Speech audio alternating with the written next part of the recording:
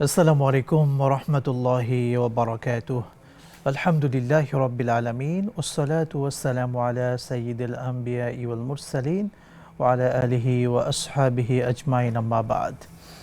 দর্শক শ্রোতা, আপনাদের সকলকে এই সুন্দর এই সময়ে নেক্সাস টেলিভিশনের পর্দায় অভিনন্দন জানাচ্ছি। আপনাদের প্রিয় অনুষ্ঠান বেকম্যানস বিস্কিটস প্রেজেন্স ইসলামী জীবন বিধান অনুষ্ঠানে সঙ্গে রয়েছি মুফতি আল আমিন খান। আজকে আপনাদের মাসালার জবাব দেওয়ার জন্য আমাদের স্টুডিওতে আমন্ত্রিত হয়েছেন খ্যাতিমান আলেম দ্বীন শেখ ডক্টর মোহাম্মদ মতিউল ইসলাম হাফিজাহুল্লাহ, সম্মানিত খতিব, ইবনে সিনা জামে মসজিদ, ধানমন্ডি, ঢাকা। আসসালামু আলাইকুম ওয়া রাহমাতুল্লাহি ওয়া বারাকাতুহু। ওয়ালাইকুম আসসালাম ওয়া রাহমাতুল্লাহি ওয়া বারাকাতুহু। শেখ কেমন আছেন? আলহামদুলিল্লাহ, আল্লাহ ভালো রেখেছেন, ভালো আছি। আপনি কেমন আছেন? আলহামদুলিল্লাহ, আপনাকে আন্তরিক অভিনন্দন আজকের আয়োজনে। ধন্যবাদ আপনাদেরকেও। দর্শক, এই সুন্দর অনুষ্ঠান থেকে আমরা জীবনের বিভিন্ন বিষয় নিয়ে কথা বলি, যেন আমাদের জীবনটা আল্লাহমুখী হতে পারে, আমাদের জীবনটা যেন গুনাহমুক্ত হতে পারে, আমাদের জীবনটা যেন পরকালের জন্য প্রস্তুতি গ্রহণ করতে পারে। দর্শক শ্রোতা, আমরা আজকে ঠিক তেমনই একটি বিষয় চয়ন করেছি, সেটা হলো পাপমুক্ত জীবন। আমাদের জীবনটা গুনাহ দিয়ে পরিপূর্ণ। আমরা ঘুম থেকে উঠছি, ওঠার পর থেকে ঘুমানো পর্যন্ত পুরো সময়টা পাপের ভিতরে কাটছে। আমরা ঘর থেকে বের হওয়ার পর থেকে হাতের গোনা, চোখের গোনা, পায়ের গোনা, মুখের গোনা, বিভিন্নভাবে আমাদের মাধ্যমে গোনা সংগঠিত হচ্ছে। দর্শক, এতগুলো গোনা করছি, আল্লাহ যদি পাপের জন্য আমাদেরকে আযাব দেন, শাস্তি দেন, তাহলে কি হবে আমাদের? একবার কি চিন্তা করেছি? চলুন আজকে আমরা আলোচনা করব, সম্মানিত অতিথির থেকে জানব গুনাহমুক্ত জীবনে আমাদের করণীয় কি, আল্লাহ কি শিখিয়েছেন, রাসূল আমাদেরকে কি শিখিয়েছেন, সাহাবীদের জীবন থেকে আমরা কি শিক্ষা পাই। শেখ, গুনাহ আমাদের জীবনের একটি অবিচ্ছেদ্য অংশ আমরা বানিয়ে নিয়েছি এখন। এই গুনাহ করতে করতে আমরা এমনও সময় হয় সীমাকে অতিক্রম করে ফেলছি। আমরা মানুষেরা কেন এত অধিক পরিমাণে গুনাহ করি? কারণগুলো কি? বিসমিল্লাহ, আলহামদুলিল্লাহ, আসসালাতু ওয়াসসালামু আলা রাসূলিল্লাহ ওয়া বা'দ। সর্বপ্রথম পাপ, আমরা যে আল্লাহ আমাদেরকে তৈরি করেছেন আল্লাহর ইবাদত করার জন্য। আল্লাহর ইচ্ছা হলো তিনি আমাদেরকে মানব জাতিকে তৈরি করবেন তার ইবাদত করার জন্য। আমা খালাকতুল জিন্না ওয়াল ইনসা ইল্লা লিয়াবুদুন। আমি জিন ইনসানকে তৈরি করেছি আমার ইবাদত করার জন্য। ইবাদতটা বুঝলে তারপরে পাপটা বুঝতে সহজ হবে। ইবাদত কি?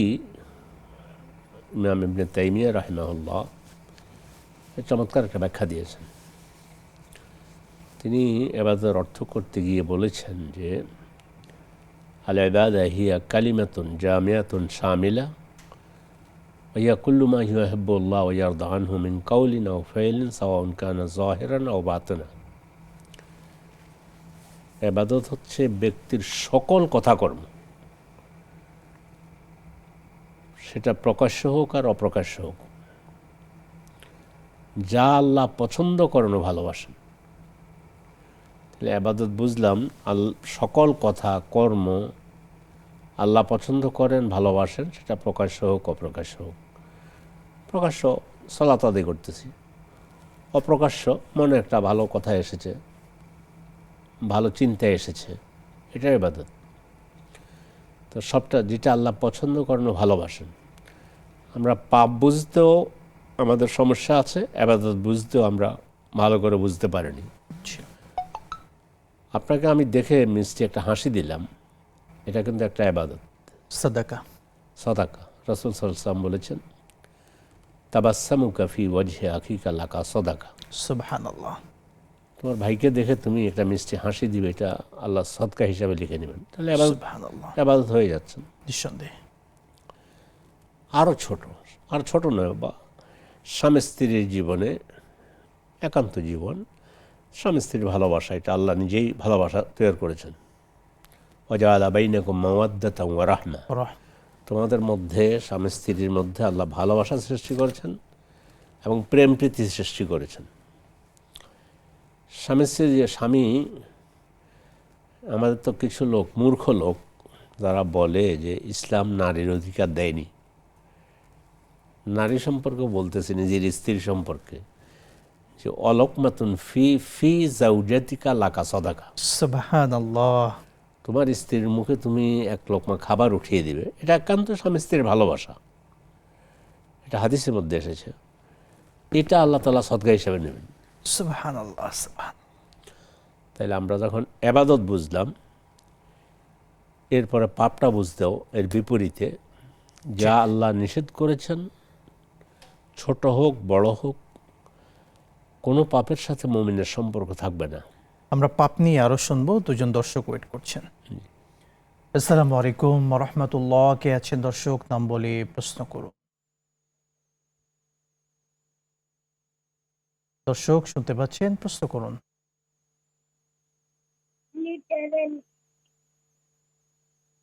দর্শক কে আছেন? প্রশ্ন করুন। হ্যালো জি, প্রশ্ন করুন বোন। হুজুর, আমার প্রথম প্রশ্ন হচ্ছে পাপ মুক্ত জীবন যাপন করার জন্য উপায় কি, মানে সকল ধরনের অন্যায় কাজ থেকে বিরত থাকার উপায় কি? প্রথম প্রশ্ন এটা। আর দ্বিতীয় প্রশ্ন, নারীরা 4টি কাজ করলে জান্নাতি, এই 4টি কাজ কোনগুলো? আর তৃতীয় প্রশ্ন হচ্ছে হুজুর, রাসূল সাল্লাল্লাহু আলাইহি সাল্লাম জাহান্নামে যখন দেখছিলেন নাকি, তখন অধিকাংশ নারীকে দেখছিলেন, আর জাহান্নামে যাওয়া নারীদের কারণ কি কি? আচ্ছা, বুঝতে পেরেছি। সঙ্গেই থাকুন, শায়েখ আস্তে আস্তে জবাব দেবেন ইনশাআল্লাহ। আমরা পরে আরেকজন দর্শককে যুক্ত করছি। আসসালামু আলাইকুম, কে আছেন বলুন। জি, ওয়ালাইকুম আসসালাম ওয়া রাহমাতুল্লাহ। হুজুর, নীলা বলছিলাম পাবনা থেকে। বলুন বোন। হুজুরের কাছে কোশ্চেন হচ্ছে আমার মানে আমার নানা নানি ওমরাতে যাবেন নিয়ত করেছেন। তো আমি আমার নানা নানির সাথে যেতে চাচ্ছি, আমি যেতে পারবো কিনা, নানা নানি আমার মাহারাম কিনা, মানে নানা মাহারাম হবে কিনা, এই বিষয়ে একটু স্যার বলবেন। বুঝতে পেরেছি, সঙ্গেই থাকুন। আমাদের শেখ সবগুলো প্রশ্নের জবাব দেবেন। প্রথম বিষয়, আমাদের টপিক রিলেটিভ, পাপমুক্ত জীবনে একজন মুমিনের করণীয় কি? আমাদের করণীয়, সর্বপ্রথম আমাদেরকে জ্ঞান অর্জন করা দরকার। কোনটা পাপ কোনটা পুণ্য এটা জানতে হবে। জানলে সে অনেক সময় মানুষ হাসতে হাসতেও পাপ কাজ করে ফেলে, মজা করতে করতে কথার কথায় মিথ্যা কথা বলে ফেলে, হাসি মজা করতে করতে। কিন্তু জ্ঞান থাকতে হবে যে না, রাসূলুল্লাহ সাল্লাল্লাহু আলাইহি ওয়াসাল্লাম তিনি রসিকতার সময়ও, রাসূল রসিক ছিলেন, জি। রসিকতার সময়ও তিনি মিথ্যা বলতেন না। তো এটা উদাহরণ দিলাম, এই জন্য এই জ্ঞানটা থাকতে হবে।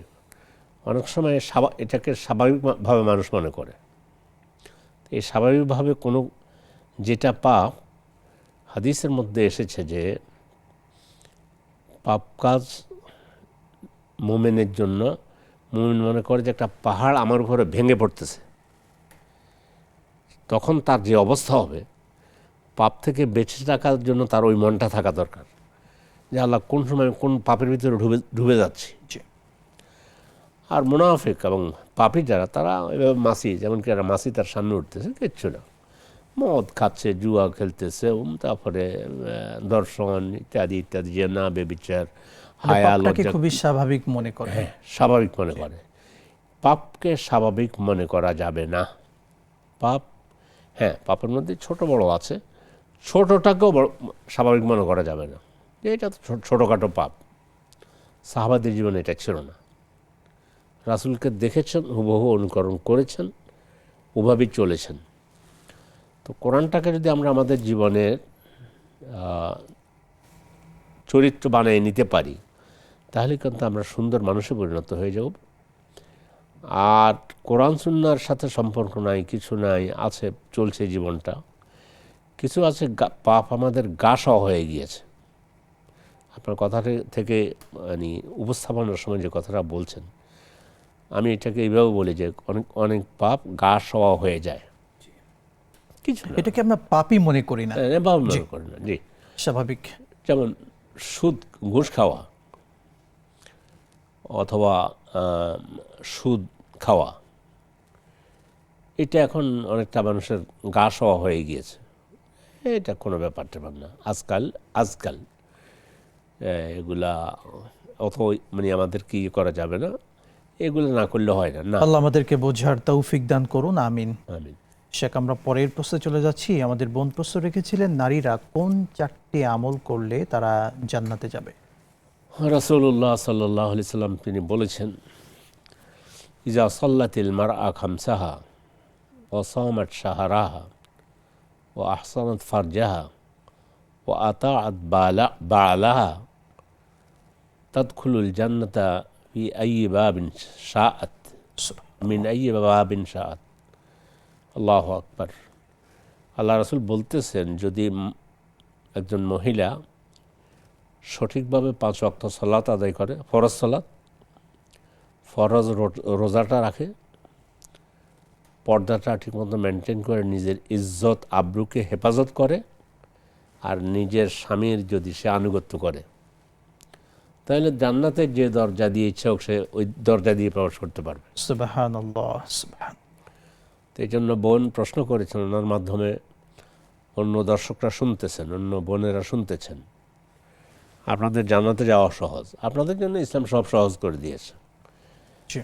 তো তার মধ্যে যেমন একটা বিষয়, যেমন কি পর্দাটা আজকাল, আর এটা এমন হয়ে গেছে যে পর্দা না করাটাই মডেল।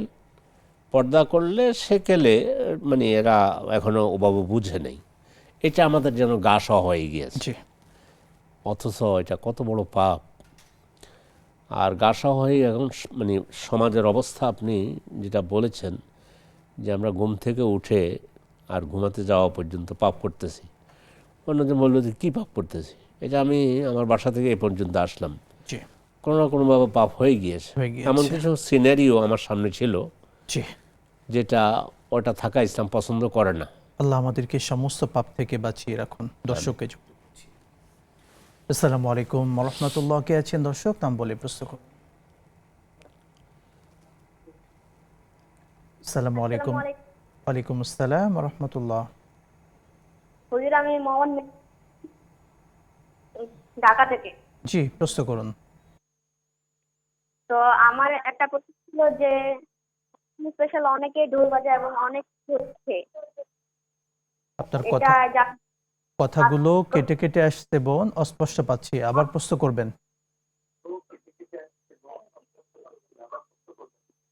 আপনার কথাগুলো অস্পষ্ট পাচ্ছি, আবার প্রশ্ন করবেন।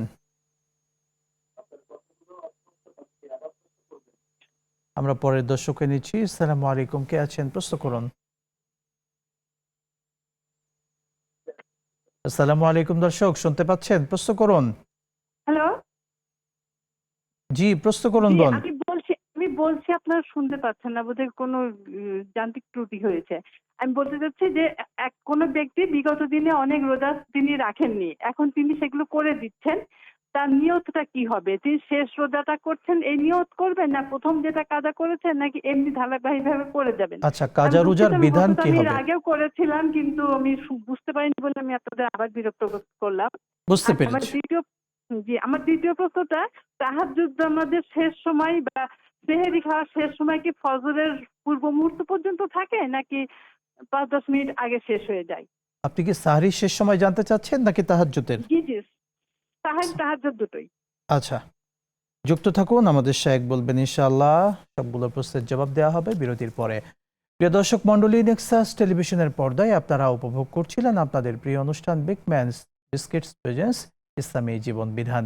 সময় হলো ছোট্ট বিরতির, সঙ্গেই থাকুন, ফিরছি ইনশাআল্লাহ। বিরতির পর আবারও স্বাগত জানাচ্ছি প্রিয় দর্শক শ্রোতা আপনাদের সকলকে নেক্সাস টেলিভিশনের পর্দায় আপনাদের প্রিয় অনুষ্ঠান বিগ ম্যানস বিস্কিটস প্রেজেন্স ইসলামী জীবন বিধান। দর্শক মণ্ডলী, আমাদের কাছে প্রশ্ন করতে চাইলে স্ক্রিনে দেখানো নাম্বারে ফোন করুন, সেই সাথে নেক্সাস টেলিভিশন ইসলামিক ফেসবুক পেজে গিয়েও কমেন্ট বক্সে প্রশ্ন রাখতে পারেন। আজকে আপনাদের প্রশ্নের জবাব দিচ্ছেন শেখ ডক্টর মোহাম্মদ মতিউল ইসলাম হাফিজাহুল্লাহ। শেখ, আপনাকে আবারও অভিনন্দন। একই সঙ্গে আমরা অনেকগুলো প্রশ্ন পেয়েছি। বোনের প্রশ্ন ছিল, রাসূল সাল্লাল্লাহু আলাইহি ওয়াসাল্লাম মেরাজে জাহান্নামে গিয়ে অনেক নারীদেরকে দেখেছেন, জাহান্নামের চিত্র দেখতে গিয়ে। নারীরা কেন এত বেশি জাহান্নামী, কারণ কি? জি, রাসূল সাল্লাল্লাহু আলাইহি ওয়াসাল্লাম মেরাজ থেকে আসার সময় তাকে জান্নাত জাহান্নাম দেখানো হয়েছে। মহিলাদের ব্যাপারে তিনি বলেছেন স্পেসিফিক যে বেশি মহিলাদেরকে দেখেছি ইয়াকফুরনাল আশির, তারা নিজের আত্মীয় স্বজন সহ নিজের স্বামী তাদের যে অবদান এটাকে অস্বীকার করা, বিশেষ করে স্বামীর মানে এই যে তার জন্য স্বামী যা করে এটাকে অস্বীকার করা, মানে স্বামী তার জন্য যে গোটা জীবনে যত কষ্ট করতেছে, যত কিছুই দেখ, কোনো একদিন সামান্য কিছু হয়েছে, বললো যে তোমার সংসারে আসি জীবনে কোনোদিন শান্তি পেলাম না, কিছুই এটাও কোফরানুল আশিরের মধ্যে পড়ে। এবং মুহাদ্দিসিনে কেরাম এটাকে বিশেষভাবে ব্যাখ্যা দিয়েছেন যে ইয়াকফুরনাল আশির আত্মীয়তার সাথে মানে আত্মীয়তার অনুদানকে অস্বীকার করা। তো বিশেষ করে স্বামীর এই ত্যাগ তিতিক্ষা অনুদান এগুলোকে অস্বীকার করা, বরং সেটাকে স্বীকৃতি দেয়া। আর আমাদের নারীরা তো সম্মানের সিংহাসনে বসে আছে, কিন্তু আমাদের নারীদেরকে বোঝানো হয়েছে যে তোমরা তোমাদেরকে একবারে শেষ করে দিয়েছে, আমাদের মতো এইভাবে বিবস্ত্র চলতে দেয় না, তোমাদেরকে ঘরে ঢুকাইয়ে রেখেছে। আমাদের ইসলাম আমাদের নারীদেরকে ঘরের বাইরে যাওয়ার অনুমতিও দিয়েছে, ঘরের ভিতরে থাকার অনুমতিও দিয়েছে। তো বলছে তোমার খাওয়ার কোনো চিন্তা নাই, পড়ার কোনো চিন্তা নাই, তোমার কোনো ঘর দরজা সব কিছু তোমার স্বামীর উপরে দিয়ে দিলাম দায়িত্ব।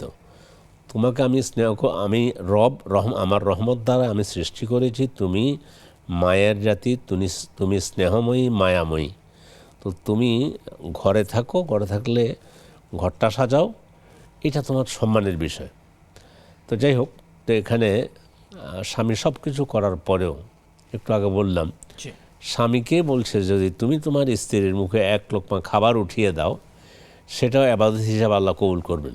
সুবহানাল্লাহ। এইটা করার পরও অনেক সময় দেখা যায় অনেক স্ত্রী যে তোমার ঘরে আইসা কোনো শান্তি পেলাম না, এই ধরনের কথা বলার জন্য বেশি রাসূল সাল্লাল্লাহু আলাইহি ওয়াসাল্লাম জাহান্নামে নারীদেরকে দেখেছেন।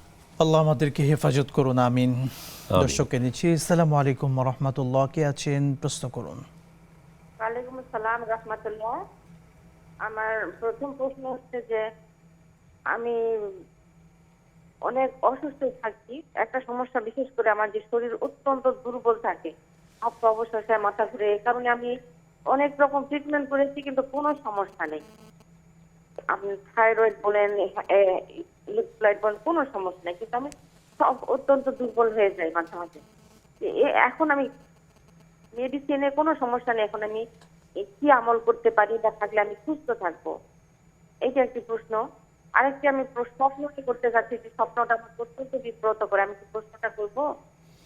বোন, স্বপ্নের প্রশ্ন, স্বপ্নের ব্যাখ্যা আমাদের এখান থেকে জানতে চাইবেন না, আমরা স্বপ্নের ব্যাখ্যা দিয়ে থাকি না। আপনি নিকটতম কোনো বিজ্ঞ ব্যক্তির কাছে, আলেমের কাছে এটি জানবেন। অন্য প্রশ্ন থাকলে করতে পারেন।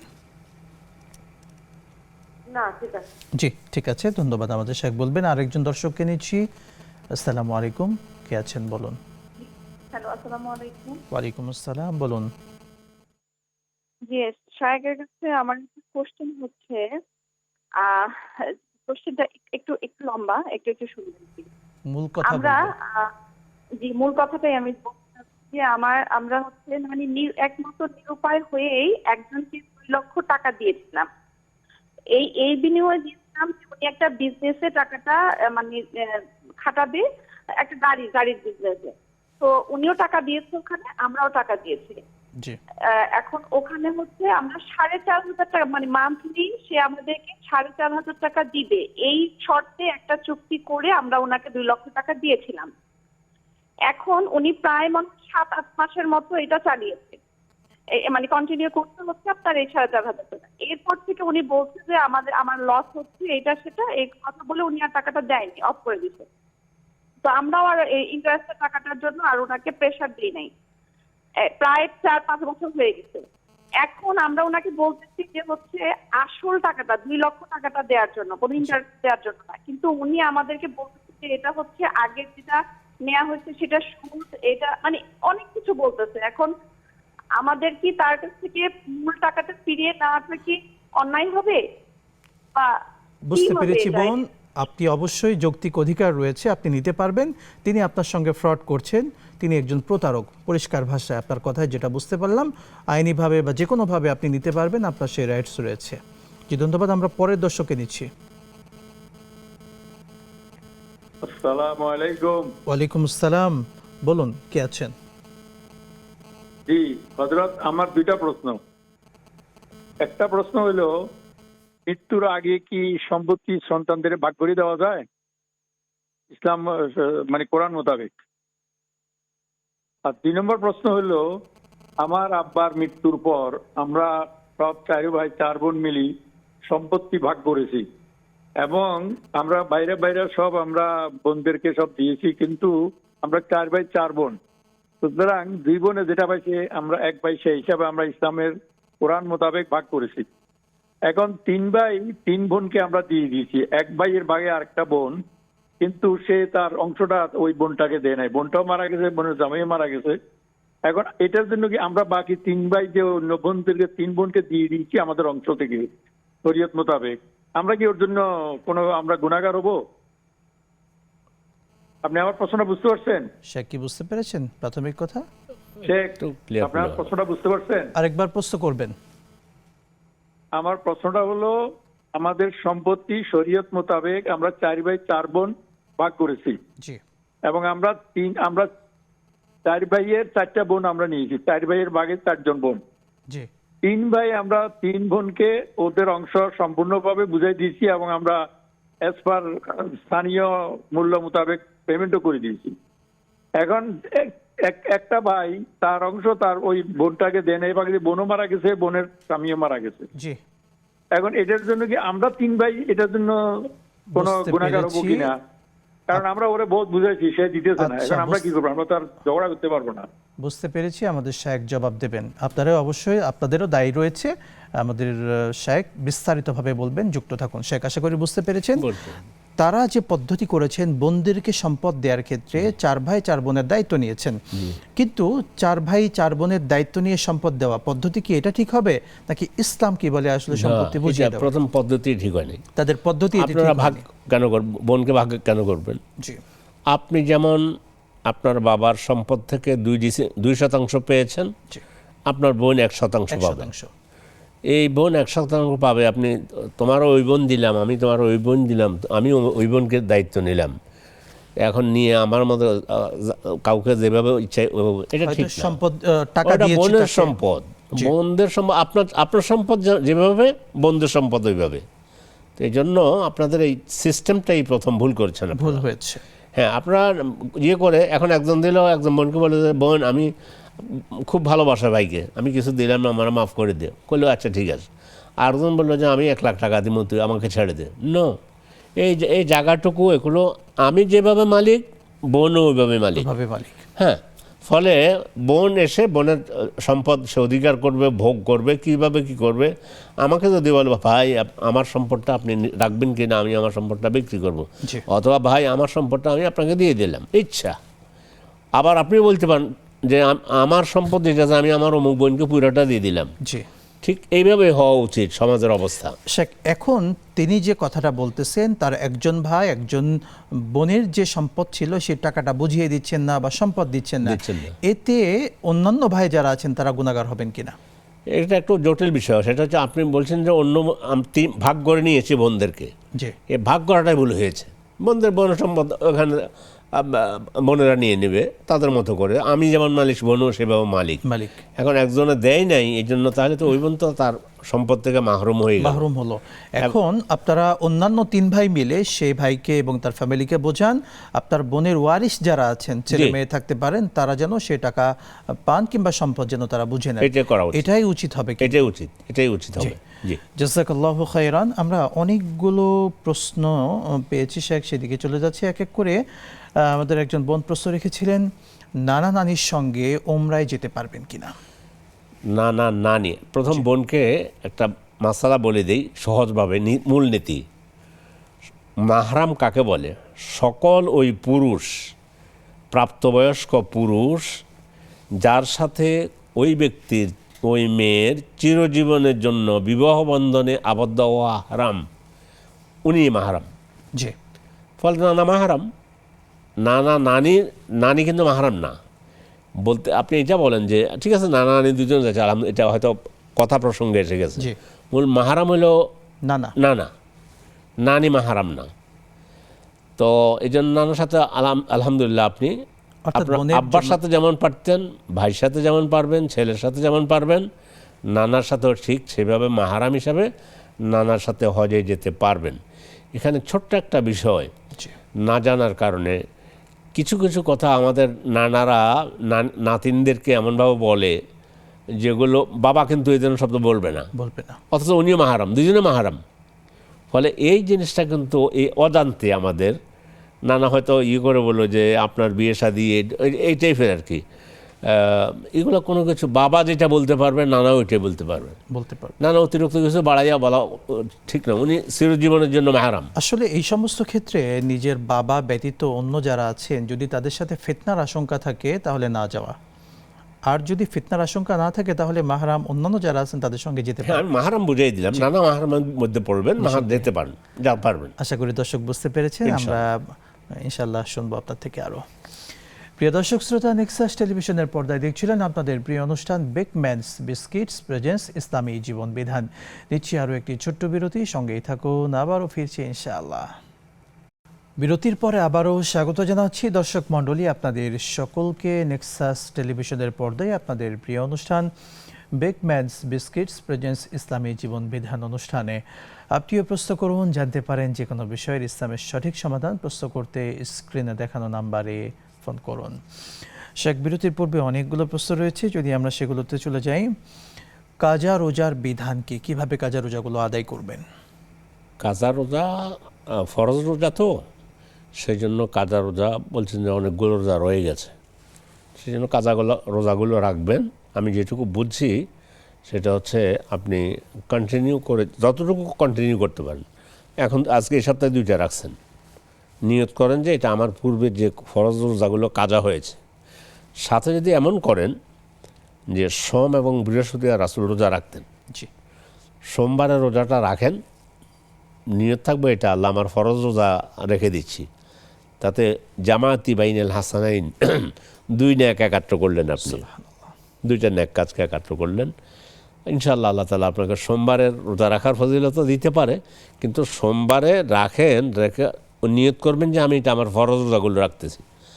তো আপনি এই সপ্তাহে 4টা রাখেন, আপনি শুধু সোম এবং বৃহস্পতিবার এই 2 দিন রাখেন, কিন্তু নিয়তটা করে নেবেন যে আমি আমার ফরজ রোজাগুলো রাখতেছি। শেখ, ফরজ রোজার ক্ষেত্রে আমাদের বোন হিসাবে যেটা বললেন, হিসাব কি শেষ দিক থেকে হিসাব করবে না প্রথম দিক থেকে হিসাব করবে? আপনি হিসাব করবেন যে কতটা কাজা হয়েছে। 20টা কাজা হয়েছে, একটা করে দিলে 20-এর মধ্যে 1 চলে গেল, 20-এ আরেকটা করে দিলে আরেকটা চলে গেল। এইটা তো আপনার দরকার নেই, আপনার রোজা 20টা কাজা হয়ে গিয়েছে, 20টার মধ্যে আপনি একটা একটা করে রেখে দেন। এখন আমরা আরো সহজে বলতে পারি, আমরা ক্যালেন্ডার মেনটেন করতে পারি।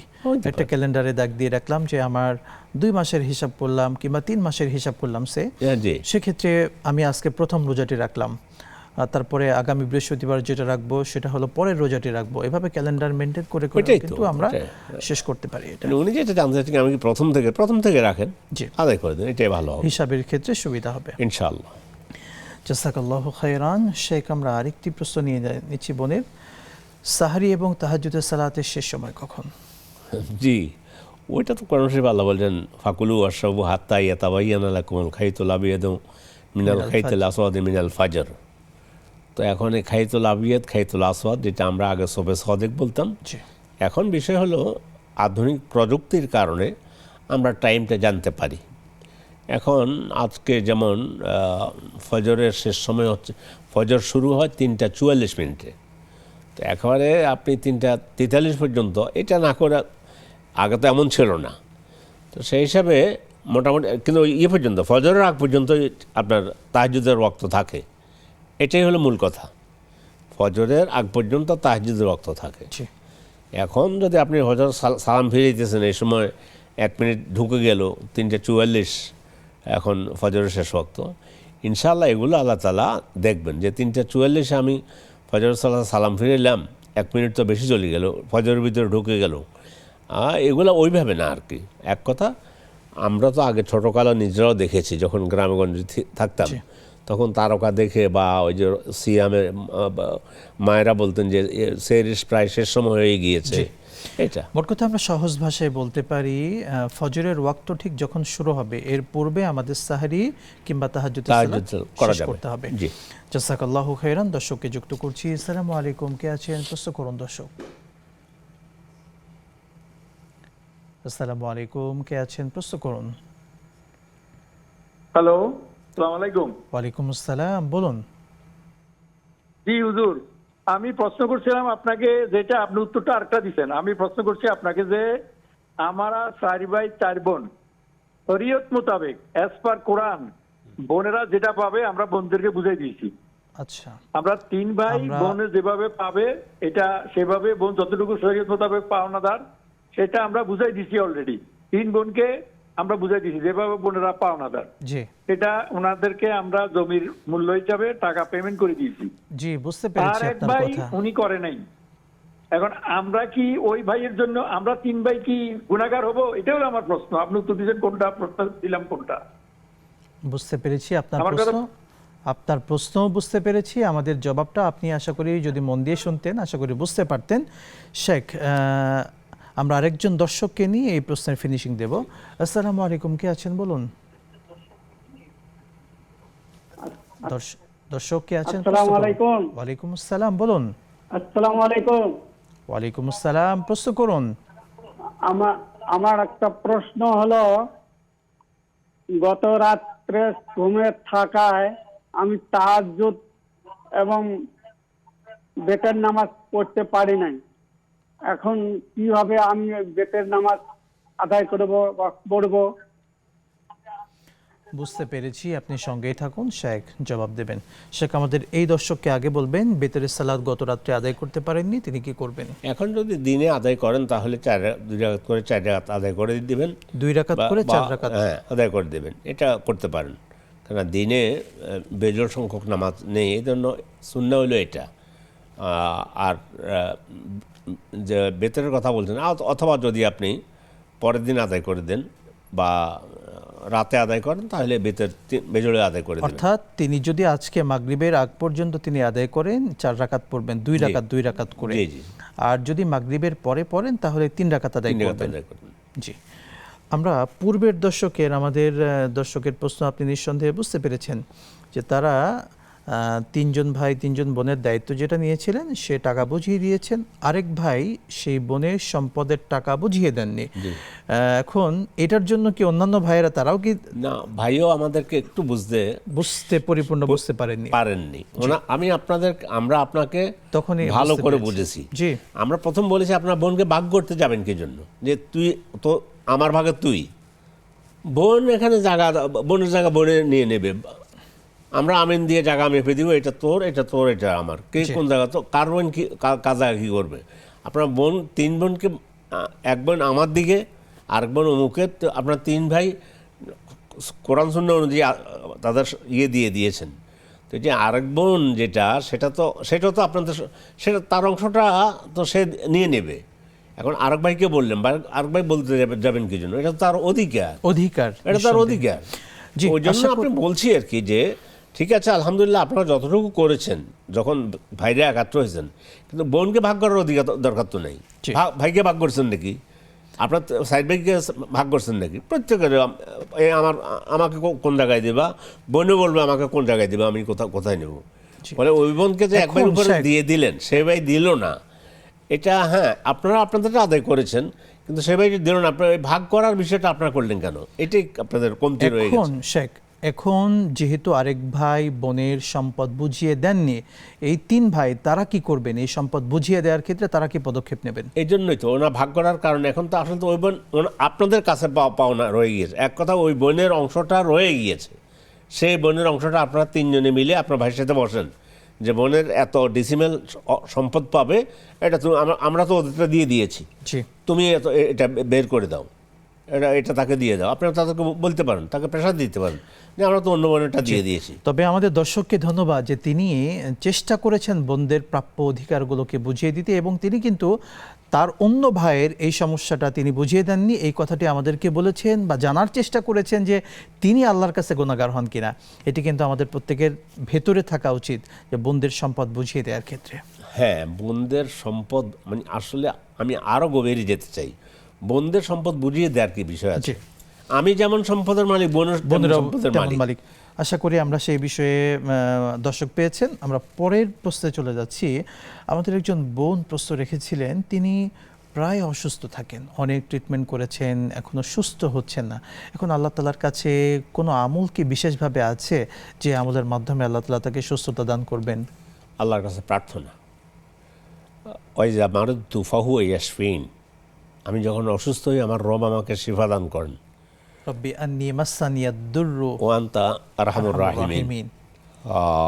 আইয়ুব আলাইহিস সালামের দোয়া। আইয়ুব আলাইহিস সালামের দোয়া। জি। কঠিন বিপদে পড়েছেন, আল্লাহর কাছে সাহায্য চেয়েছেন। এই আল্লাহর কাছে সাহায্য চাওয়া, এটাই হলো সবচেয়ে বড়। 2 নম্বর হলো আর রকিয়াতুশ শারঈয়া, ইসলামী ঝাড়ফুঁক, যেটা কথার কথা আপনি নিজেই সূরা ফাতিহা পড়লে পানিতে দম করে পান করতে পারেন। আপনার হাজব্যান্ডকে বলতে পারেন যে আমাকে একটু পানি পড়ে দেন। যদি আপনি আপনার কোনো আলেম থাকে বলতে পারেন যে আমাকে একটু আমি অসুস্থ মানুষ, একটু পানি পড়ে দেন, অথবা আমাকে একটু আপনি ঝাড়ফুঁক করে দেন, করা যেতে পারে এটা। জি, আমরা দোয়া করছি আল্লাহ তাআলা আমাদের বোনকে সুস্থতার পরিপূর্ণ নিয়ামত দান করুন। শেখ, আমাদের একজন দর্শকের প্রশ্ন ছিল, মৃত্যুর পূর্বে সন্তানদেরকে সম্পদ লিখে দেওয়া যাবে কিনা? না, আপনার নিঃশ্বাস নেই, সম্পদ নদীর স্রোতের মতো সম্পদ যার যার কাছে চলে যাবে।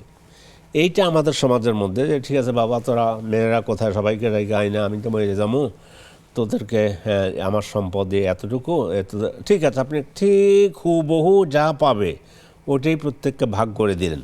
কিন্তু আপনার মৃত্যুর 10 মিনিট আগে আরেকজন মরে গেল, তাহলে তো আল্লাহ না করেন হইতে পারে, এটা কোনো ব্যাপারে না। এই জন্য নিয়ম হলো আপনি জীবদ্দশা, আপনি জীবিত থাকা অবস্থায় এভাবে করে অনেক কিন্তু বিপদও পড়ে।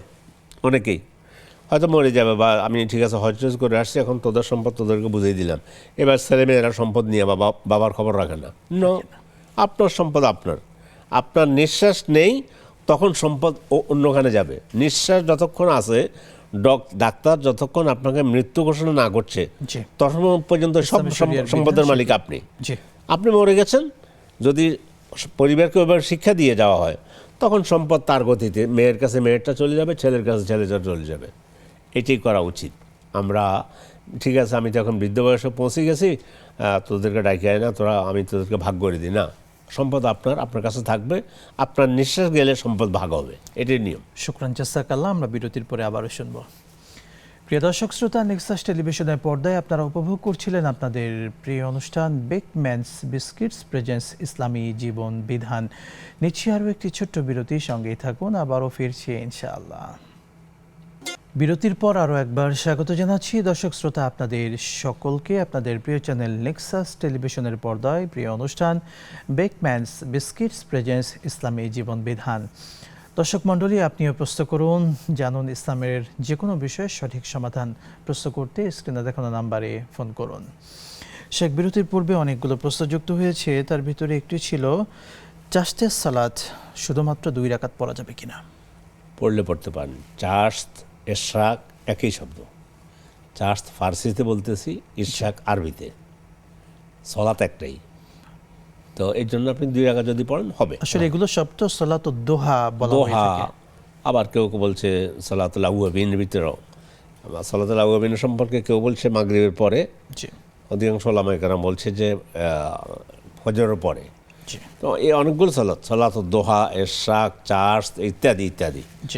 2 রাকাত পড়লে হবে ইনশাআল্লাহ, আপনি 2 রাকাত সওয়াব পাবেন, অসুবিধা নেই। এক্ষেত্রে 4 রাকাত পড়াটা 2 রাকাত করে 4 রাকাত পর্যন্ত পড়তে পারেন, পড়লে উত্তম, পড়তে পারেন। 2 রাকাত পড়লেও আপনি সময় পান নাই, 2 রাকাত আদায় হয়ে যাবে, নফল তো। সে আরেকটি প্রশ্ন ছিল, সন্তান যখন কনসেপ্ট করে আল্লাহর কাছে প্রথমেই দোয়া করেন যে আল্লাহ আমাকে যদি সন্তান দেন তাহলে আমি সেই সন্তানকে হাফেজ বানাবো, এবং সন্তান হওয়ার পরে বেশ অসুস্থ থাকে, তখনও মা কিন্তু মানত করেন যে আমার সন্তানকে আমি বড় হলে হাফেজ বানাবো, আল্লাহ যদি আপনি সুস্থ করেন। তো সন্তান বড় হয়েছেন কিন্তু হেফজ আর কন্টিনিউ করতে পারেননি, সে জেনারেলে পড়াশোনা করছে, কিন্তু মা যে মান্নত করেছিলেন মা বাবা, এখন করণীয় কি? সন্তান এখন প্রাপ্তবয়স্ক। এখন চেষ্টা করবে মান্যত সর্বপ্রথম হলো মান্যত যেটা করেছে জি, সেটা আল্লাহ তাআলা কোরআনে বলছে অলিউফু নুজুরাহুম, তারা যেন তাদের মান্যত পুরা করে দেয়। পুরো করে। এখন সমস্যা হলো যদি আপনি নিজে নিজে বলতেন যে আমি যদি বেঁচে যাই, আমার যদি এই অসুখ থেকে আমি মুক্তি লাভ করি, তাহলে আমি একটা কথায় একটা প্রাণী আমি আল্লাহর পথে কোরবানি করব। অথবা আমার ছেলে যদি সুস্থ হয় একটা প্রাণী করবো, তাহলে এটা কিন্তু অবশ্যই আপনাকে আদায় করে দিতে হবে। আপনি নিয়ত করেছেন যে আমার ছেলেকে এটা যদি নিয়ত হয় আমি হাফেজ বানাবার চেষ্টা করব বা একটা হাফেজ মান্যত বানাবো, ছিল। মানত ছিল। তো এখন আপনি মানত করতে পারেন না, সন্তান কথার কথা এখন হাফেজ হয়নি। তো এই জন্য আসলে এটা তো দুইজনের মধ্যে, সন্তানকে আপনার এখনও ইচ্ছা আছে, কিন্তু আপনি এখন কিছু করতে পারতেছেন না, আপনি তাকে হাফেজ বানাইতে পারতেছেন না। তো এই জন্য এই সমস্ত আরও সাবধান থাকা উচিত। আপনি নিয়ত করতে পারতেন যে ইনশাআল্লাহ আল্লাহ যদি আমার একটা ছেলে দেয় আমি তাকে হাফেজ বানাবার চেষ্টা করব ইনশাআল্লাহ, এই ধরনের শব্দ বললে হয়তো কি কোনো সমস্যা নেই। এখন তাকে পারি নেই, আল্লাহর কাছে কান্নাকাটি করতে পারেন, জি। এখন পারি নেই, এটা কোনো সমস্যা হয়নি। এক্ষেত্রে সে কাফারা আদায় করতে হবে কি? কসমের কাফারা কেউ বলছে যদি এই ধরনের পরিস্থিতিতে পড়ে যায় তাহলে কসমের কাফারা আদায় করতে কাফারা হবে। কি হবে সে? কসমের কাফারা হলো আল্লাহ তাআলা কোরআনে বলছেন লা ইউআখিযুকুমুল্লাহু বিল্লাগবি ফি আইমানিকুম ওয়ালাকিন ইউআখিযুকুম বিমা আক্কাদতুম আল আইমান ফাকাফারাতু ইতআমু আশারাতি মাসাকিনা মিন আওসাতি মা তুতঈমুনা আহলিকুম আও কিসওয়াতুহুম আও তাহরিরু রাকাবা। তিনটা প্রথম বলছে যে তোমরা যদি শপথ করো, কসম করো, তাহলে কসমের কাফারা হচ্ছে 10 জন মিসকিনকে খাবার দেয়া, অথবা 10 জন মিসকিনকে পোশাক দেয়া, পোশাক পরিচ্ছদ দেয়া, অথবা গোলাম আজাদ করা। তো গোলাম এখন পৃথিবীতে নেই, এই দুইটা। আর যদি এটা না পারবে ফাসিয়ামু সালাসাতা আইয়াম, তাহলে 3টা রোজা রেখে দেবে, 3টা রোজা রাখবে। এটা করলে হয়ে যাবে ইনশাআল্লাহ। তাহলে আমাদের সহজ পদ্ধতি এখন 3টা রোজা রাখা কিংবা 10 জন মানুষকে খাবার খাওয়ানো, জি, অথবা পোশাক দেয়া। জি, পোশাক দেয়া। বারাকাল্লাহু ফিক। শেখ, পাপমুক্ত জীবন নিয়ে শুনতে চাই, আমরা গুনাহমুক্ত জীবন গঠনে কি করতে পারি? আল্লাহ সবসময় পাপকে ছোট করে দেখবেন না। প্রত্যেক পাপকে, ওই যে বললাম, মোমেন পাপকে পাহাড় যেন তার উপরে পড়তেছে এই হিসাবে দেখে, আর মুনাফিক পাপকে মাছির মতো দেখে। এই জন্য সবসময় আমরা পাপ থেকে বেঁচে থাকার চেষ্টা করব। হ্যাঁ, পাপ হয়ে যাবে, আমাদের থেকে হতে পারে, আমরা নিষ্পাপ কেউ নই। আল্লাহ রসুল সাল্লাল্লাহু আলাইহি ওয়াসাল্লাম তিনি হাদিসের মধ্যে বলেছেন যে কুল্লু বনি আদম খাত্তা খায়রুল খাত্তাইন আত-তাওয়াবুন, সকল বনি আদম এর নিকট থেকে ভুল ত্রুটি পাপ হতে পারে। উত্তম হচ্ছে ওই বনি আদম যে পাপ করার পরে আল্লাহর কাছে তওবা করে। জি শেখ, খুবই চমৎকার বলেন। আমরা দর্শককে নিচ্ছি। আসসালামু আলাইকুম, কে আছেন? প্রশ্ন করুন দর্শক। আসসালামু আলাইকুম। ওয়ালাইকুম আসসালাম ওয়া রাহমাতুল্লাহ। হুজুর, আমার প্রশ্ন, আমার এক নাতির নাম সাফওয়ান রাখা হয়েছে। এখন কি এটা নামটা ইসলাম শরীয়তে কি সঠিক হচ্ছে, এটা জানার জন্য আর কি হুজুর। দর্শক, নামের অর্থ, তারপরে মিরাজ সংক্রান্ত বিষয়গুলো, জমিজমা বন্টন, স্বপ্নের ব্যাখ্যা, এই ধরনের এবং তালাক রিলেটিভ বিষয়গুলো আমরা টেলিভিশন থেকে জবাব দিই না। আপনি নিকটতম কোনো আলেমের শরণাপন্ন হয়ে সেটি জেনে নেবেন। জাযাকাল্লাহ। শেখ, পাপমুক্ত জীবন নিয়ে আপনার থেকে শুনছিলাম, চমৎকার আপনি বলছিলেন। শেখ, মানুষ কেন গুনাহ করে, গুনার প্রতি এত কেন ধাবিত হয়, বা গুনাহ মানুষকে কেন এত আকর্ষণ করে?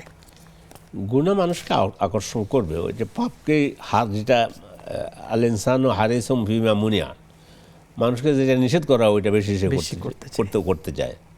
কিন্তু মোমেনকে পাপ থেকে বাঁচার জন্য সবচেয়ে হলো আল্লাহ ভীতি, আল্লাহকে সবসময় ভয় করে চলা, জ্ঞান রাখা যে এই কাজটা করলে আমার আমার আখারাতের জন্য এটা